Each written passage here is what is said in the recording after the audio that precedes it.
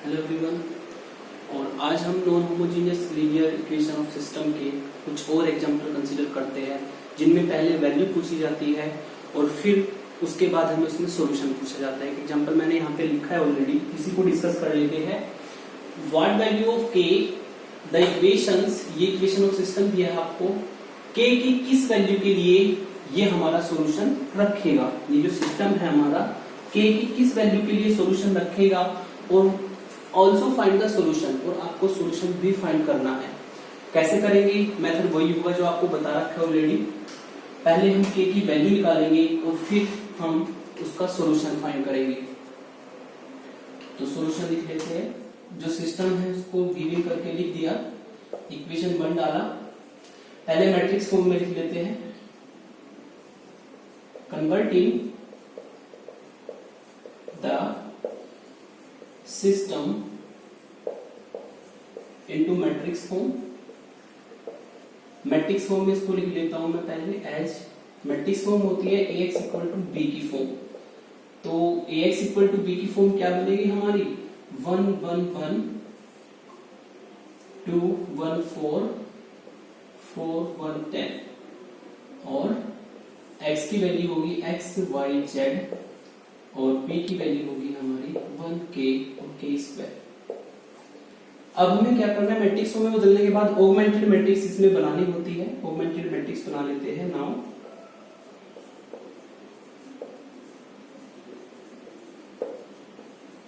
Augmented matrix हमारी बनेगी ए और बी को कंबाइन करके इसमें ऑगमेंटेड मैट्रिक्स बनाते हैं। वो इक्वल होगी 1 2 4 1 1 1 और फिर हमारा होगा 1 4 10 और इस तरह रोटेट करके कंबाइन कर देंगे 1k स्क्वायर। अब हमें इस मैट्रिक्स की रैंक निकालनी है बाय रो एक्लन फॉर्म। तो रो एक्लन फॉर्म में अगर इसको लाना है तो हमें क्या करना पड़ेगा? इस एलिमेंट को 1 ऑलरेडी है, इन दोनों को 0 बनाना पड़ेगा। 0 बना लेते हैं। बाय R2 में चेंज करूंगा, R2 में से 2 R1 सब्ट्रैक्ट होगा। R3 में चेंज करूंगा, R3 में से 4 R1 सब्ट्रैक्ट होगा। तो इससे आपको ये मैट्रिक्स कुछ इस तरीके से मिलेगी। फर्स्ट रो सेम रहेगी, 2 - 2 0 और 1 - 2 -1, 4 - 2 2 और k - 2 हो जाएगा।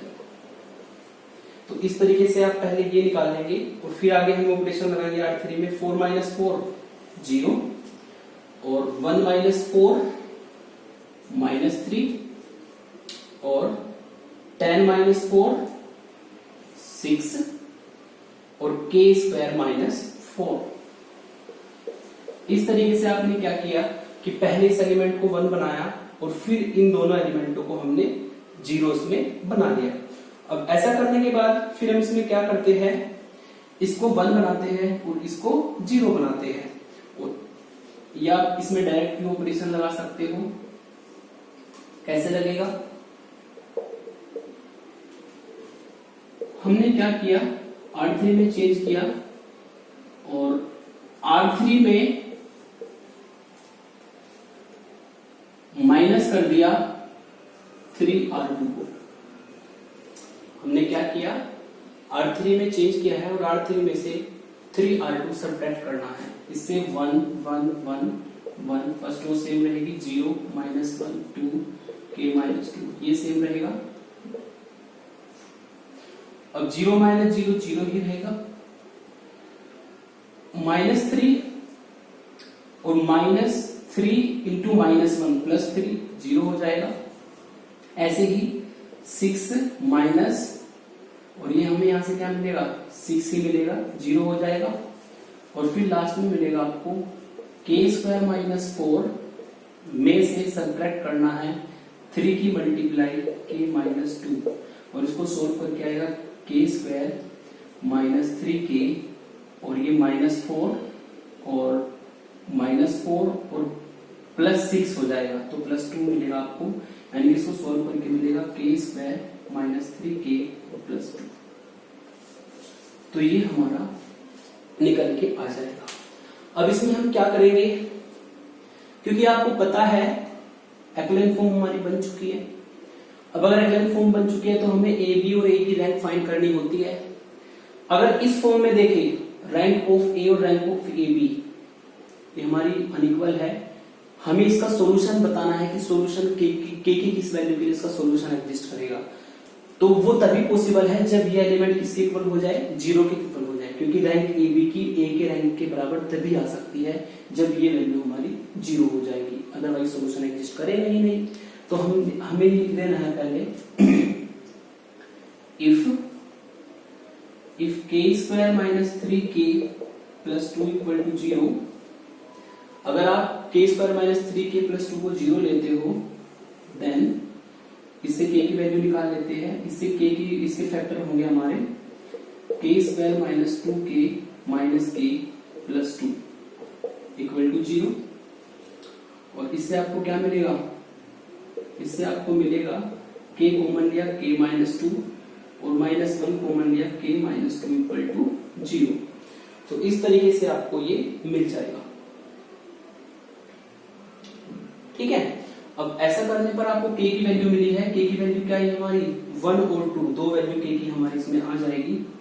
इसको आप कह सकते हो k -1 k -2 इक्वल टू 0 और इससे आपको k की वैल्यू मिलेगी, k की वैल्यू 1 और 2 आ जाएगी।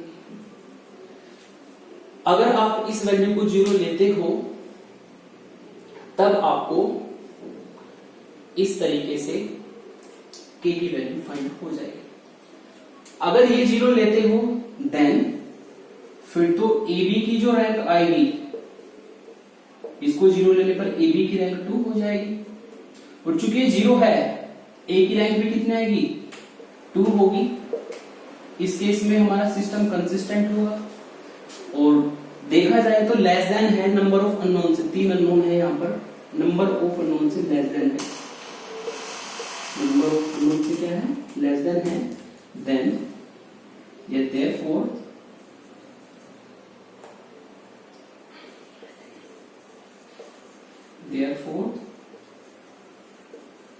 system is consistent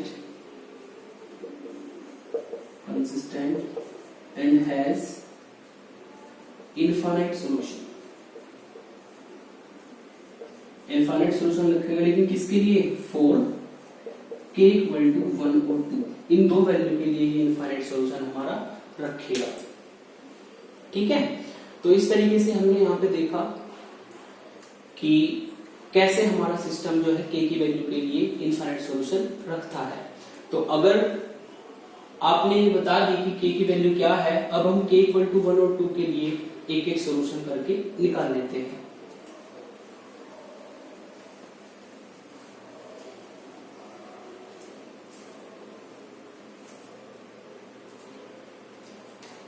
पहले मैंने कंसीडर किया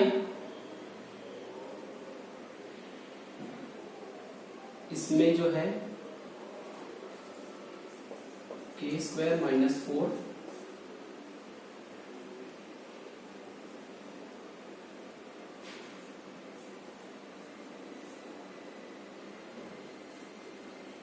अब हम इसमें क्या करेंगे, पहले k की वैल्यू 1 ले लेते हैं, 4 k इक्वल टू 1, k की वैल्यू इसमें 1 ले लेते हैं।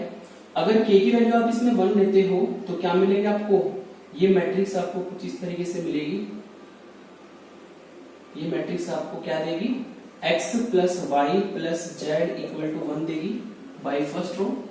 और k की वैल्यू 1 रखने पर ये तो 0 हो जाएगा। यहाँ से क्या मिलेगा, minus y plus 2z equal to k की वैल्यू 1 लेने पर 1 माइनस 2 आ जाएगा। फिर आपको उसमें निकालने फ्री वेरिएबल, और फ्री वेरिएबल निकालने का मैंने आपको फॉर्मूला बताया था। फॉर्मूला होता है आपका number of unknowns minus rank, rank आई हमारी 2, तो एक फ्री वेरिएबल इस केस में बनेगा हमारा, क्योंकि ये तो 0 हो जाएगा तो रैंक 2 हो जाएगी इस केस में हमारी। तो फ्री वेरिएबल हमने निकाल लिया। फ्री वेरिएबल अगर है तो आप इसमें एक को कंसीडर कर लेना अपने आप, और मैंने कंसीडर किया है किसको, मैंने कंसीडर किया है जेड को। जेड को मैंने k मान लिया। अगर जेड k है तो y की वैल्यू हो जाएगी, y की वैल्यू हमारी क्या होगी 1 प्लस 2z, और इससे आपको मिलेगा 1 प्लस 2k, एंड x की वैल्यू मिलेगी x की वैल्यू मिलेगी x और ये सॉरी y और z को यहाँ पे रख देते हैं तो x की वैल्यू मिलेगी -y माइनस z यानी कि -1 -2k और -k यानी कि -1 -3k। हेंस सॉल्यूशन इस केस में क्या होगा, सॉल्यूशन हमारा होगा x y z। x की वैल्यू क्या निकाली आपने, -1 -3k 1 + 2k और लास्ट में k बिलोंग करेगा आपका रियल नंबर। तो k = 1 के लिए हमारे इनफाइनाइट सॉल्यूशन यहाँ से निकलेंगे। k को 1 रखोगे एक सॉल्यूशन मिलेगा, 2 रखोगे दूसरा, 3 रखोगे तीसरा, तो इस तरीके से बहुत सारे सॉल्यूशन आपको यहाँ से मिल जाएंगे। अब हम कंसीडर करते हैं k = 2 के लिए।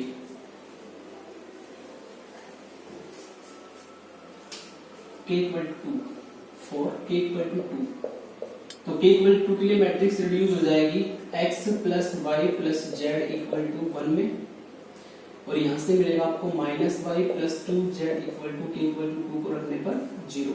यहाँ पे भी और यहाँ पे भी 0 है। फ्री वेरिएबल निकाल लेता हूँ। फ्री वेरिएबल का फॉर्मूला जो मैंने बताया था वही होगा, number of unknown minus rank. इस केस में कितनी होगी, 0 होने पर ये 2 नॉन जीरो रो मिलेगी, 1 रैंक आनी है, 2 रैंक आनी है, तो इसमें नंबर फ्री वेरिएबल कितने आएंगे, 1 आएंगे। तो फ्री वेरिएबल अगर आपका 1 है तो किसी एक को आप कुछ मान लेना। मैंने लेट कर लिया z को, k पहले माना था, यहाँ पे p मान लेता हूँ, z को p माना तो y की वैल्यू आएगी 2p, और इससे आपको x की वैल्यू मिलेगी 1 - y - z, और इससे आपको क्या मिलेगा 1 - 2p और -p यानी कि 1 - 3p। इससे आपको मिलेगा 1 - 3p। हेंस x जो है आपका किसके बराबर आ जाएगा, x y z यानी कि ये बराबर आएगा 1 - 3p 2p और p के, तो p बिलोंग करेगा रियल नंबर। तो इस तरीके से आपकी दूसरी वैल्यू k = 2 के लिए जो है इस तरीके से आपका दूसरा सॉल्यूशन एग्जिस्ट करेगा, इनफाइनाइट सॉल्यूशन देगा। जैसे जैसे p की वैल्यू चेंज करोगे ऐसे ही आपको यहाँ पे सॉल्यूशन मिलते जाएंगे। अब एक एग्जांपल और इसी बेस पे कंसीडर कर लेते हैं, काफी इंपॉर्टेंट एग्जांपल है नेक्स्ट वाला हमारा, ये भी एग्जाम में काफी पूछा जाता है।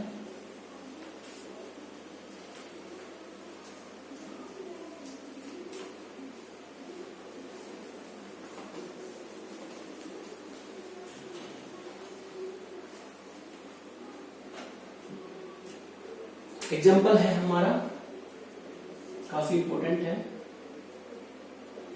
Find lambda and mu, lambda और म्यू को फाइंड करना आपको, for which the system of equation आपको दिया है 2x + 3y + 5z = 9 और 7x + 3y - 2z = 8, और लास्ट में आपको दिया है 2x + 3y + λz = mu. Have, 3 cases में बोले हैं आपको। नंबर ए में दिया है आपको नो सॉल्यूशन, आपको लैम्डा और म्यू की वो वैल्यू बतानी है जिससे कि नो सॉल्यूशन आपको मिले, यूनिक सॉल्यूशन आपको मिले और इनफाइनाइट सॉल्यूशन आपको मिले। तीनों केस आपको बताने हैं कि लैम्डा और म्यू की हम क्या क्या वैल्यू यहाँ पे लें जिससे कि तीनों केस हमारे बन जाए। पहले नो सॉल्यूशन, यूनिक सॉल्यूशन और इनफाइनाइट सॉल्यूशन। तो सॉल्व करते हैं इसको। गिवन आपको ये है, मैट्रिक्स फॉर्म में लिखा, देन डायरेक्ट लिख रहा हूं ax = b, इससे आपको किस फॉर्म में मिलेगी, मैट्रिक्स फॉर्म मिल जाएगी 2 7 2 3 3 3 5 -2 लैम्डा, और ये आपको देगा x की वैल्यू x y z, और यहां से मिलेगा आपको 9 8 म्यू। ये म्यू है, ये लैम्डा है। फिर हम इसमें क्या करेंगे, फिर हम इसमें ऑगमेंटेड मैट्रिक्स बनाते हैं। Augmented matrix is, augmented matrix हमारी होगी यहाँ पे ए और बी को कंबाइन करके बनाएंगे इस तरीके से। अब इसकी फाइंड करनी है आपको रैंक, और रैंक फाइंड करने के लिए जो आपको कंसेप्ट बता रखा है वही यूज करना है। इसमें ऑपरेशन लगा लेते हैं,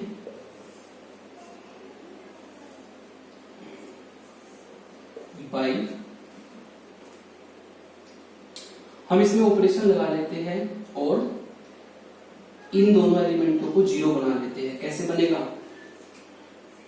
इसमें हम क्या करेंगे, R2 में चेंज करेंगे, R2 में मल्टीप्लाई करेंगे 2 की और माइनस कर देंगे 7 की मल्टीप्लाई R1 में करके, और R3 में चेंज करेंगे और R3 में से डायरेक्ट R1 को सब्ट्रैक्ट कर देंगे। 2 को ही लेके कर लेते हैं सॉल्व, नहीं तो कैलकुलेशन कॉम्प्लिकेटेड हो जाएगी। तो हमने क्या किया, R2 में चेंज किया है तो फर्स्ट रो सेम रहेगी। फिर हमने क्या करना है, 2 की मल्टीप्लाई करनी है R3 में, सॉरी ये ऑपरेशन गलत लग गया, 2 की मल्टीप्लाई करनी है R2 में और 7 की मल्टीप्लाई करनी है R1 में। तो आप इसमें एक काम कर लो पहले, हाँ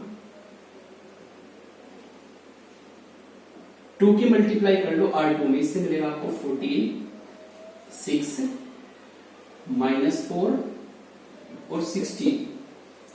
फिर 7 की मल्टीप्लाई कर लो R1 में, इससे मिलेगा आपको R1 में से 14, 21 और 35, और यहां से मिलेगा आपको 7 की मल्टीप्लाई करके 63। अब सब्ट्रैक्ट कर दो उनको, 14 - 14 0, 6 - 21 -15, -4 माइनस दिस -39, और यहां से मिलेगा आपको 16 - 63, इससे मिलेगा आपको -47।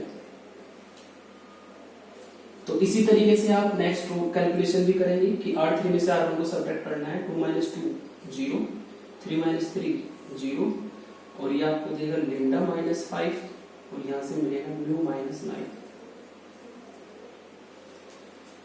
तो देखा जाए ये हमारी जो मैट्रिक्स है ये एक्लेन फॉर्म में आ चुकी है, ठीक है, क्योंकि 2 बनाया उसके लिए इसको 1 भी बना सकते थे, लेकिन कैलकुलेशन थोड़ी कॉम्प्लिकेटेड हो जाएगी, थोड़ा इजी पड़ रहा है डायरेक्टली।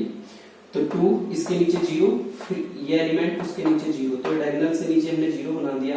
तो ये हमारी जो है, डायगोनल तो नहीं कह सकते लेकिन हम इसको मान सकते हैं कि ये हमारे ए मैट्रिक्स के लिए डायगोनल है, उससे नीचे 0 बनाया, तो ये हमारा जो है एक्लेन फॉर्म बन जाएगी। अब इस पर डिपेंड करता है म्यू और लैम्डा पे कि कैसे हमारा सिस्टम जो है सॉल्यूशन रखेगा, यूनिक सॉल्यूशन रखेगा, कोई सॉल्यूशन नहीं रखेगा, या इनफाइनाइट सॉल्यूशन रखेगा। तो नंबर ए केस डिस्कस करते हैं। फर्स्ट केस में डिस्कस करता हूं यहां पे, ये सॉल्यूशन कब नहीं रखेगा, यदि ए की रैंक और ए बी की रैंक बराबर ना हो, वो केस कब बनेगा, यदि लैम्डा को आप 5 ले लो तो ये 0 हो जाएगा, तो ए की रैंक बन जाएगी 2, और म्यू को आप ले लो कोई भी रियल नंबर, म्यू को आप क्या ले लो, कोई भी रियल नंबर, पर ध्यान रखना कि म्यू जो है 9 के इक्वल ना हो, नहीं तो रैंक सेम हो जाएगी उस केस में। म्यू को आप कोई भी नंबर ले लीजिए, 9 के इक्वल ना हो, तब उस केस में क्या होगा, ए बी की रैंक तो 3 आएगी और ए की रैंक हमारी 2 आएगी, जो कि इक्वल नहीं है, और आपको सॉल्यूशन नहीं मिलेगा। तो यही लिख देता हूं मैं यहाँ पे, इफ यदि लैम्डा की वैल्यू 5 ले एंड म्यू को हम 9 के इक्वल ना ले और कोई भी रियल नंबर ले ले, बिलोंग्स टू आर, 9 के इक्वल नहीं लेना है और कोई भी रियल नंबर ले ले, देन तब इस केस में क्या होगा कि जो रैंक होगी ए बी की वो तो आएगी 3, क्योंकि ये आपका नॉन जीरो हो जाएगा, तो रैंक 3 आएगी, लेकिन जो रैंक होगी हमारी ए की वो आएगी 2, यानी कि ये बराबर नहीं है, और आपको पता है केस फर्स्ट बन जाएगा। This implies system is consistent, system is consistent and have no solution, और फिर इस केस में आपको कोई भी सॉल्यूशन नहीं मिलेगा। तो ये हमने इसका एक केस डिस्कस करा जब आपको सॉल्यूशन नहीं मिलेगा।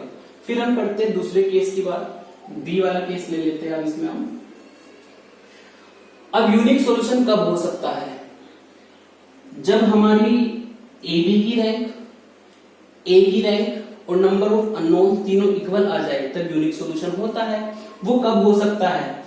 ना तो लेमडा हमारा 5 के इक्वल हो, मतलब ये भी नॉन जीरो हो जाए तो ए की रैंक 3 हो जाएगी, और ना ही म्यू हमारा 9 के इक्वल हो तो ये भी नॉन जीरो हो जाएगा, तो ए बी की रैंक भी 3 हो जाएगी और नंबर ऑफ अननोन भी 3 है। इसका मतलब उस केस में हमारा सिस्टम जो कंसिस्टेंट होगा।